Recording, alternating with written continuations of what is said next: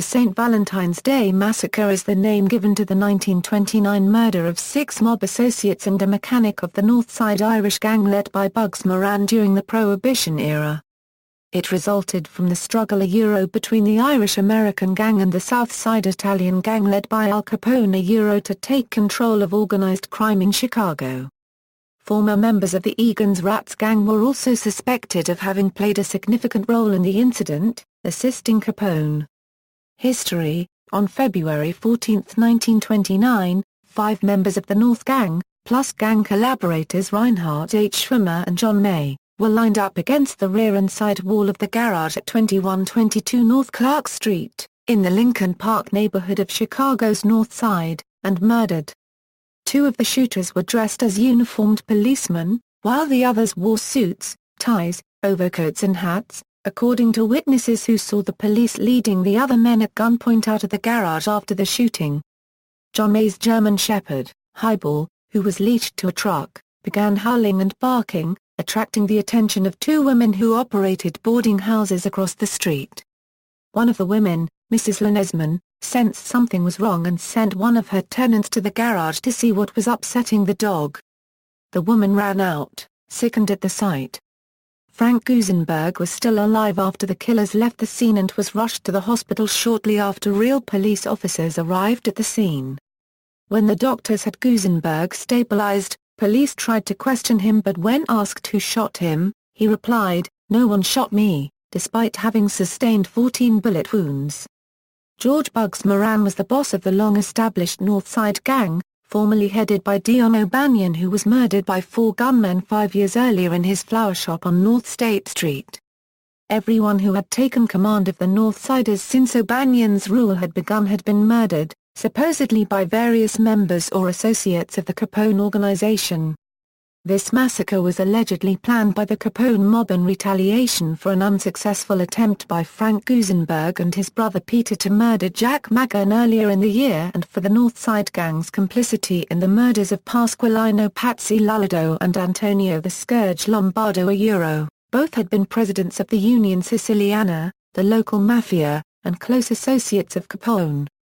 Bugs Moran's muscling in on a Capone-run dog track in the Chicago suburbs, his takeover of several Capone-owned saloons that he insisted were in his territory, and the general rivalry between Moran and Capone for complete control of the lucrative Chicago bootlegging business were probable contributing factors to this incident. The plan was to lure Bugs Moran to the SMC Cartage warehouse on North Clark Street. Contrary to common belief, this plan did not intend to eliminate the entire North Side Gang, just Moran, and perhaps 2 or 3 of his lieutenants. It is usually assumed that they were lured to the garage with the promise of a stolen, cut-rate shipment of whiskey, supplied by Detroit's Purple Gang, also associates of Capone. However, some recent studies dispute this, although there seems to have been hardly any other good reason for so many of the North Siders to be there. One of these theories states that all of the victims were dressed in their best clothes, which would not have been suitable for unloading a large shipment of whiskey crates and driving it away, even though this is how they, and other gangsters, were usually dressed at the time. The Gusenberg brothers were also supposed to drive 2 empty trucks to Detroit that day to pick up 2 loads of stolen Canadian whiskey. On St. Valentine's Day, most of the Moran gang had already arrived at the warehouse by approximately 10:30 and Moran was not there, having left his Parkway Hotel apartment late. As Moran and one of his men, Ted Newberry, approached the rear of the warehouse from a side street, they saw the police car pull up. They immediately turned and retraced their steps, going to a nearby coffee shop. On the way, they ran into another gang member, Henry Gusenberg, and warned him away from the place. A 4th gang member, Willie Marks, was also on his way to the garage when he spotted the police car. Ducking into a doorway, he jotted down the license number before leaving the neighborhood. Capone's lookouts likely mistook one of Moran's men for Moran himself, probably Albert Wainshank, who was the same height and build. That morning the physical similarity between the 2 men was enhanced by their dress. Both happened to be wearing the same color overcoats and hats. Witnesses outside the garage saw a Cadillac sedan pull to a stop in front of the garage. 4 men, 2 dressed in police uniform, emerged and walked inside. The two fake police officers, carrying shotguns, entered the rear portion of the garage and found members of Moran's gang and two gang collaborators, Reinhardt Schwimmer and John May, who was fixing one of the trucks. The police officers then ordered the men to line up against the wall. The two police officers then signaled to the pair in civilian clothes who had accompanied them. Two of the killers opened fire with Tommy guns, one containing a 20-round box magazine and the other a 50-round drum. They were thorough, spraying their victims left and right, even continuing to fire after all seven had hit the floor. The 7 men were ripped apart in the volley, and 2 shotgun blasts afterward all but obliterated the faces of John May and James Clark, according to the coroner's report. To give the appearance that everything was under control, the men in street clothes came out with their hands up, prodded by the 2 uniformed police officers. Inside the garage, the only survivors in the warehouse were Highball and Frank Gusenberg. Despite 14 bullet wounds, he was still conscious, but died 3 hours later, refusing to utter a word about the identities of the killers. The Valentine's massacre set off a public outcry that posed a problem for all mob bosses. Victims Peter Gusenberg, a frontline enforcer for the Moran organizations. Frank Gusenberg, the brother of Peter Gusenberg and also an enforcer. Frank was still alive when police first arrived on the scene, despite reportedly having 14 bullets in his body. When questioned by the police and surrounding witness about the shooting, his only response was "Nobody shot me." He died 3 hours later. Albert Kakelek, Moran's second-in-command. Adam Heyer, the bookkeeper and business manager of the Moran gang. Reinhardt Schwimmer, an optician who had abandoned his practice to gamble on horse racing and associate with the Moran gang. Although Schwimmer called himself an optometrist, he was actually an optician and had no medical training. Albert Weinshank, who managed several cleaning and dyeing operations for Moran. His resemblance to Moran, including the clothes he was wearing, is what allegedly set the massacre in motion before Moran actually arrived.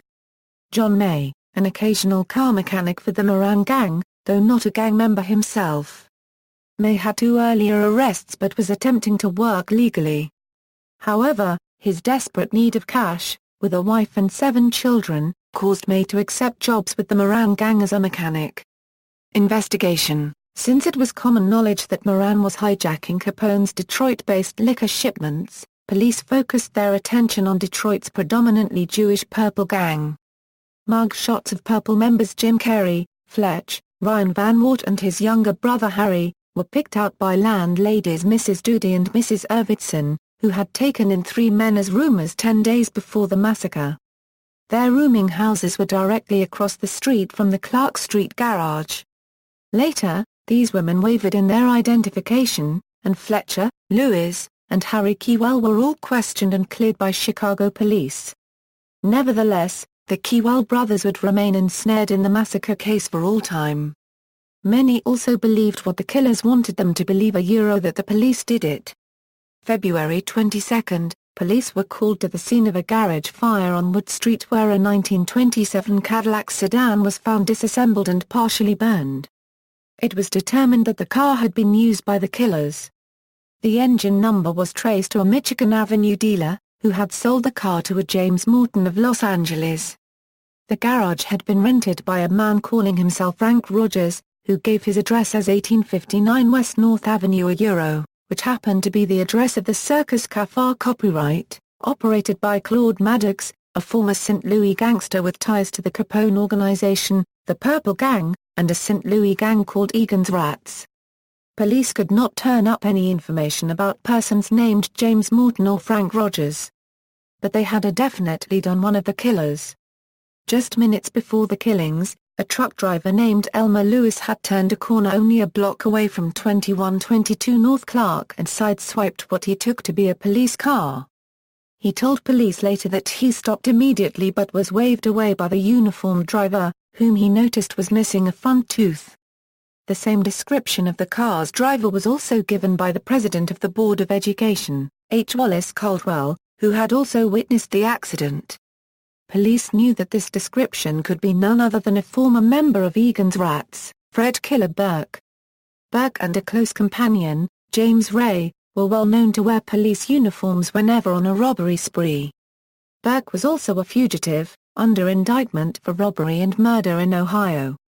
Police also suggested that Joseph Lullido could have been one of the killers, because of his brother Pasqualino's recent murder by the Northside Gang. Police then announced that they suspected Capone gunmen John Scalise and Albert Anselmi, as well as Jack Magan himself, and Frank Rio, a Capone bodyguard. Police eventually charged Magan and Scalise with the massacre. John Scalise, along with Anselmi and Joseph Hop Toad Junta, were murdered by Capone in May 1929, after Capone learned about their plan to kill him, and before he went to trial. The murder charges against Jack Magan were finally dropped because of a lack of evidence, and he was just charged with the violation of the Mann Act. He took his girlfriend, Louise Rolfe, who was also the main witness against him and became known as the Blonde Alibi, across state lines to marry. The case stagnated until December 14, 1929, when the Berrien County, Michigan Sheriff's Department raided the St. Joseph, Michigan bungalow of OE Frederick Denier, the registered owner of a vehicle driven by Fred Killer Burke. Burke had been drinking that night, rear-ended another vehicle and drove off. Patrolman Charles Scully pursued, finally forcing Burke off the road. As Scully hopped on the running boards, he was shot 3 times and died of his wounds later that night. The car was found wrecked and abandoned just outside St. Joseph and traced to Fred Dane. By this time police photos confirmed that Dane was in fact Fred Burke, wanted by the Chicago police for his participation in the St. Valentine's Day Massacre. When police raided Burke's bungalow, they found a large trunk containing a bulletproof vest, almost $320,000 in bonds recently stolen from a Wisconsin bank, 2 Thompson submachine guns, pistols, 2 shotguns, and thousands of rounds of ammunition. St. Joseph authorities immediately notified the Chicago police, who requested that both machine guns be brought there at once. Through the then relatively new science of forensic ballistics, both weapons were determined to have been used in the massacre and that one of Burke's Tommy guns had also been used to murder New York mobster Frankie Yale a year and a half earlier. Unfortunately, no further concrete evidence would surface in the massacre case. Burke would be captured over a year later on a Missouri farm. As the case against him in the murder of Officer Scully was strongest, he was tried in Michigan and subsequently sentenced to life imprisonment. Burke died in prison in 1940. Bolton Revelations, January 8, 1935. Federal Bureau of Investigation agents surrounded a Chicago apartment building at 3920 North Pine Grove, looking for the remaining members of the Barker gang. A brief shootout erupted, resulting in the death of bank robber Russell Gibson. Also taken into custody were Doc Barker, Byron Bolton, and 2 women. While interrogating agents got nothing out of Barker, Bolton proved to be a geyser of information, as one crime historian called him. Bolton, a former Navy machine gunner and associate of Egan's Rats, had been the valet and sidekick of a slick Chicago hitman named Fred Goes, also known as Shotgun George Ziegler. Bolton was privy to many of the Barker gang's crimes and even pinpointed the Florida hideout of Ma and Freddie Barker.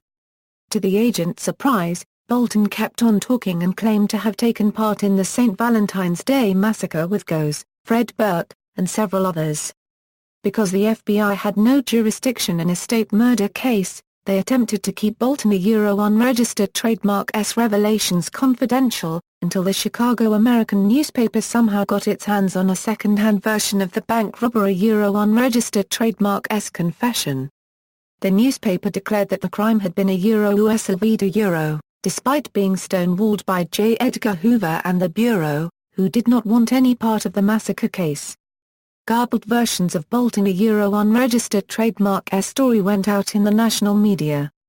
Pieced together, his tale went like this: Bolton claimed that the murder of Bugs Moran had been plotted in a October or November 1928 at a Cowderry, Wisconsin resort owned by Fred Goes. Presented this meet were Goes, Al Capone, Frank Nitti, Frederick Burke, Gus Winkler, Louis Campana, Daniel Sariteller, William Paisley, and Bolton himself. The men stayed 2 or 3 weeks, hunting and fishing when they were not planning the murder of their enemies. Byron Bolton claimed he and Jimmy Moran were charged with watching the SMC cartage garage and phoning the signal to the killers at the Circus Café copyright when Bugs Moran arrived at the meeting. Police had indeed found a letter addressed to Bolton in the lookout nest. Bolton guessed that the actual killers had been Burke, Winkler, Goes, Bob Kerry, Raymond Crane-Neck Nugent, and Claude Maddox. Bolton gave an account of the massacre different from the one generally told by historians. He claimed that he saw only a plainclothes men exit the Cadillac and go into the garage. This indicates that a second car was used by the killers. One witness, George Briquet, claimed to have seen at least two uniformed men exiting a car in the alley and entering the garage through its rear doors. A peerless sedan had been found near a Maywood house owned by Claude Maddox in the days after the massacre, and in one of the pockets was an address book belonging to victim Albert Wayne Shank. Bolton further indicated he had mistaken one of Moran unregistered trademark S men to be Moran, after which he telephoned the signal to the Circus Café copyright. When the killers were unexpectedly confronted with 7 men, they simply decided to kill them all and get out fast.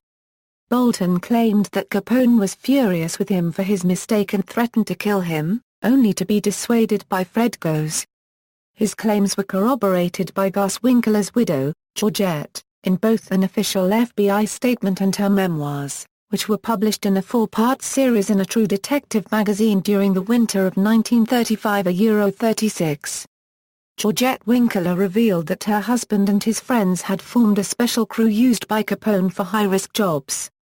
The mob boss was said to have trusted them implicitly and nicknamed them the OE American Boys Byron Bolton unregistered trademark S statements were also backed up by William Drury, a maverick Chicago detective who had stayed on the massacre case long after everyone else had given up.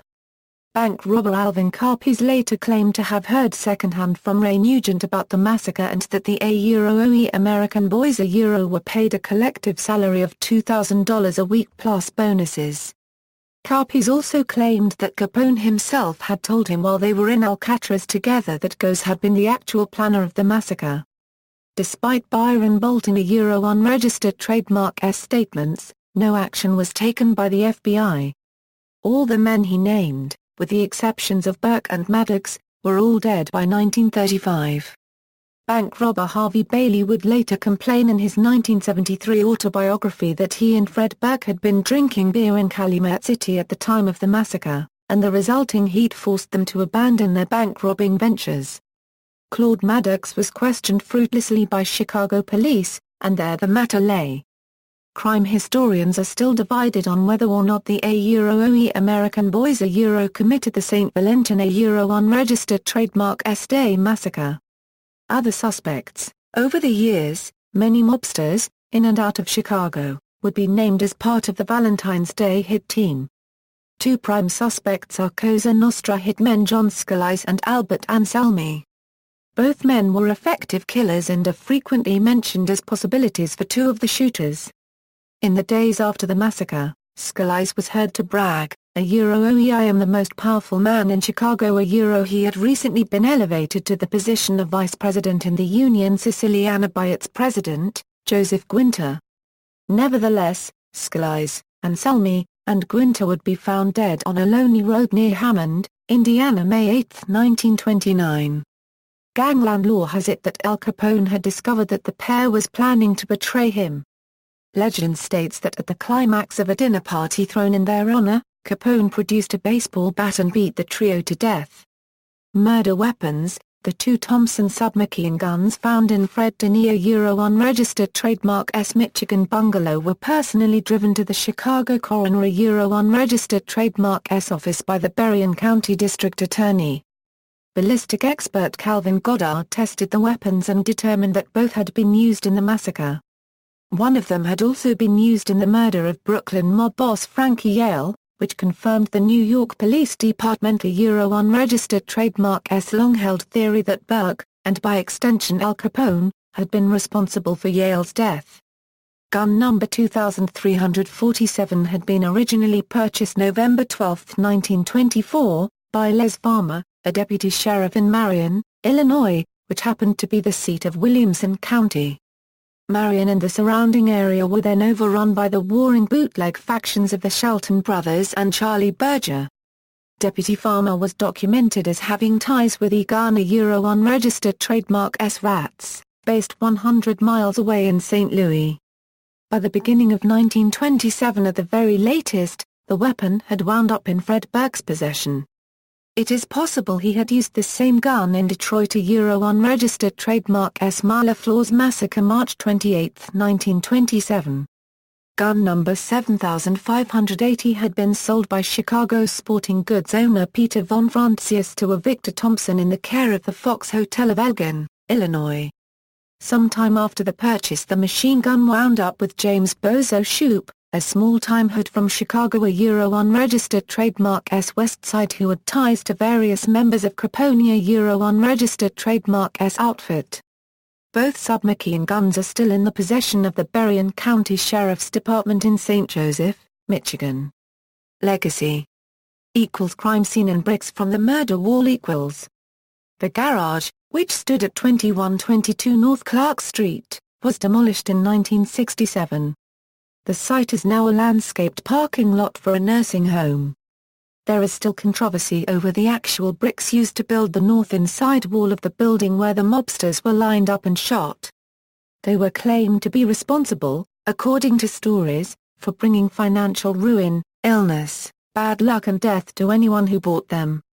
The bricks from the bullet-marked inside north wall were purchased and saved by Canadian businessman George Patey in 1967.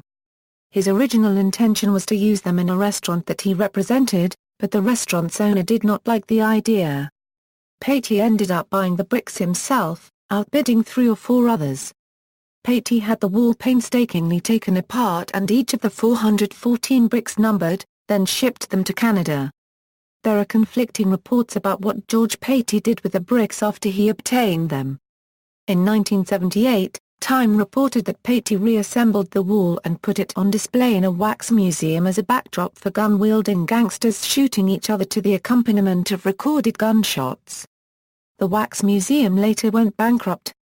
Another source, an independent newspaper in the United Kingdom, reported in February 2000 that the wall toured shopping malls and exhibitions in the United States for a couple of decades. In 1968, Patey stopped exhibiting the bricks and put them into retirement. In 1971, Patey opened a nightclub called the Banjo Palace in Vancouver that had a Roaring Twenties theme, and the famous bricks were installed inside the men's washroom with a plexiglass shield, so that patrons could urinate and try to hit the targets painted on the plexiglass. In a 2001 interview with an Argentinian journalist, Patey said, "I had the most popular club in the city. People came from high society and entertainment, Jimmy Stewart, Robert Mitchum." The bricks were placed in storage until 1997 when Patey tried to auction them on a website called Jet Set on the Net. The deal fell through after a disagreement with the auction company. The last known substantial offer for the entire wall was made by a Las Vegas casino, but Patey refused the $175,000 offer. In 1999, Patey tried to sell them brick by brick on his own website and sold about 100 to gangster buffs. These came with signed certificates by Patey. Patey died December 26, 2004, having never revealed how much he paid for the bricks at auction. The remaining bricks of his massacre wall were given as an inheritance to his niece, who sold them to the Mob Museum in Las Vegas, which opened February 14, 2012. While the wall is no longer complete because of Patey's sale of some bricks, it still remains the original massacre wall against which the 7 men were lined up and killed by Capone-hired killers. Artistic representations Dramatic. The massacre is dramatized in a scene from the 1932 film Scarface. The massacre was dramatized in the 1958 Playhouse 90 production 7 Against the Wall. The massacre was used as a plot device in the 1959 film Some Like It Hot. The massacre was famously the subject of Roger Corman's 1967 film The St. Valentine's Day Massacre. This film, possibly the most well-known of all portrayals of the incident, is a mixture of solid historical facts and conjecture. The TV show The Wonder Years included an episode named The St. Valentine's Day Massacre that aired February 13, 1990 as episode 14 of its third season.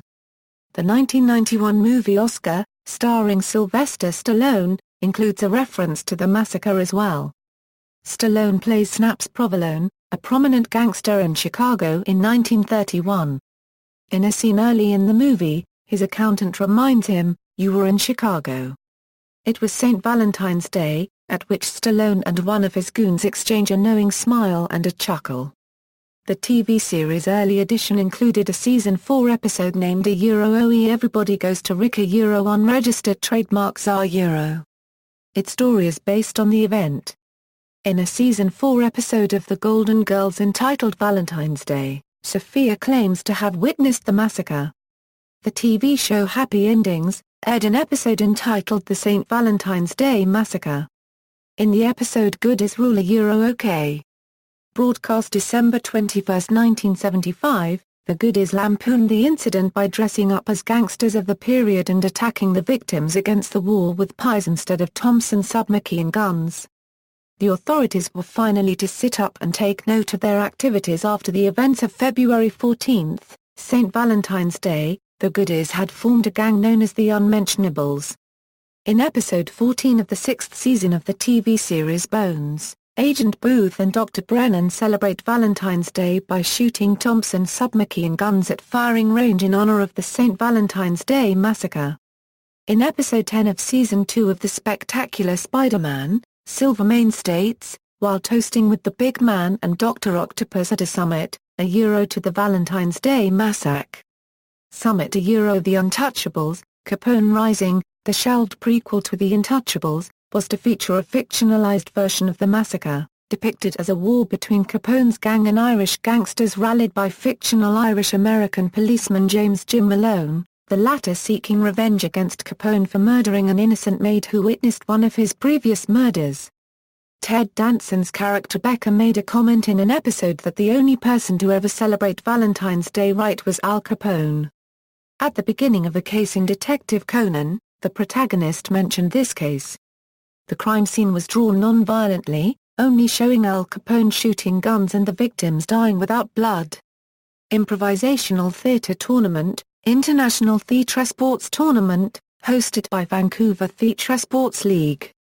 Popular music, ska band Mark Fogo's Scasters made an album and a song called St. Valentine's Day Massacre. It also inspired the song Valentine's Day by singer-songwriter James Taylor and rapper 50 Cent's 2005 album The Massacre, initially titled The St. Valentine's Day Massacre. In 1967 John Douglas John Lord, after the Artwoods and before Deep Purple, released the single Brother, Can You Spare a Dime under the name of St. Valentine's Day Massacre. The B-side was Al's Party, which of course referred to the incident in New York in 1929. In 1981, Motor Paragraph Red and Girl School released a split EP under the title St. Valentine's Day Massacre. The Valentine's Day Massacre is a song on the 2009 album Lost Verses by the band The Red Shore. The Touchables by Dickie Goodman is a 1960s top 10 hit that parodied the Valentine's Day Massacre using samples from popular songs. The song Peacemaker from Green Day's 21st Century Breakdown album has a line containing the words "This is a Neo-St. Valentine's Massacre." Singer Joe Bataan released an album in 1972 under the title St. Latin's Day Massacre. On the 1974 album, Alice Cooper's Greatest Hits, the front cover features artwork depicting the St. Valentine's Day Massacre. The song Taking My Ball in the album, Relapse, Refab by Eminem mentions this event in its lyrics. The Epic Rap Battles of History mentions the event in the video Al Capone vs. Blackbeard. British group Paper Lace released the single The Night Chicago Died in 1974, fictionalizing similar events. Other popular culture references: Valentine's Massacre The Strasburg Massacre occurred on February 14, 1349, when several hundred Jews were publicly burned to death, and the rest of them expelled from the city as part of the Black Death persecutions. It was one of the first and worst pogroms in pre-modern history. The nickname of the St. Valentine's Day Massacre has also been used to refer to the sixth, and final match-up, between boxers Sugar Ray Robinson and Jake LaMotta, because it took place Valentine's Day in 1951, and because of the beating that LaMotta took, which caused the fight to be stopped in the 13th round. At Disney's Hollywood Studios' Great Movie Ride attraction, a set of the ride is Chicago in the 1920s, where a shootout takes place. One of the gangsters' cars has a license plate of 021429, the date of the massacre. Since 1963, an annual route finding contest played entirely on Rand McNally Road atlases is called the St. Valentine's Day Massacre, as entrants must register by February 14. In 1974, the second Bob Dylan concert held on Sunday, February 14 at the Los Angeles area Fabulous Forum, climaxing the recording artist's 40-date hockey arena comeback tour, was widely bootlegged by Inglewood, California-based underground record company trademark of quality under the title The St. Valentine's Day Massacre. During the controversy created by National Party leader Don Brash in New Zealand over his Oa speech on race relations, the first public opinion poll was released February 14, 2004. The poll was the biggest recorded swing in New Zealand political history and has been dubbed the Valentine's Day Poll Massacre by some commentators. The alleged paranormal aftermath of the massacre forms a portion of Supernatural Chicago by Neil Tobin, Necromancer. In 1979, the Dukes of Hazzard episode entitled Daisy's Song included a reference to the massacre. When the music pirate Lester Starr found that the mob in his studio were getting rather edgy, he warned Daisy that this happened once before on St. Valentine's Day. In 1988 and 1989, in Season 3 and Season 4 of The Golden Girls, Sophia Petrillo made a comment in Season 3 about being at the St. Valentine's Day Massacre, but refused to make any further comments. Later in the Season 4 episode Valentine's Day, she tells the story of how she, her husband, Sal, and father were on their way to a wedding, but had car trouble in Chicago. When they pulled into a garage, Sophia's father goes to use the restroom and gets in line with the massacre victims. Someone with a machine gun tells him to leave and he complies, hearing gunfire as he departs. After the second round of shots, the three take off with Sal, pushing the car to get away. The WWE used the nickname St. Valentine's Day Massacre for their pay-per-view St. Valentine's Day Massacre, In Your House, that aired February 14, 1999. In 2014, Rockstar Games released downloadable content for Grand Theft Auto V titled Valentine's Day Massacre, featuring suits from the 20s, a submachine gun modeled after the Thompson called the Gusenberg Sweeper, a car modeled after Al Capone's armored Cadillac 341 8-ton sedan, and more. See also, List of massacres in Illinois. References. Further reading, Broadshaw, Scott. Life member Dan Tortrell, 95, was at Street Valentine's Day Massacre. National Press Photographers Association. Chicago Shimpo The Chicago Japanese American News, Friday, October 10, 2008. Volume 6732, pages 7. ISSN 0009-370X. Hilmer, William and Arthur J. Bielk. The St. Valentine's Day Massacre, The Untold Story of the Bloodbath That Brought Down Al Capone.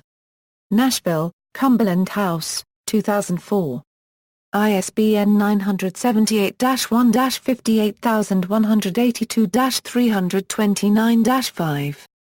External links: The True Story of the St. Valentine's Day Massacre, excerpted from Get Capone, by biographer Jonathan Eag, Haunted Chicago, Mystery.net, Mario Gomez Capone Museum, MrCapone.com. Official site of Mr. Capone. Author, Robert J. Schoenberg, ABC 7 Chicago Shoots Down Massacre Theory from the book Get Capone.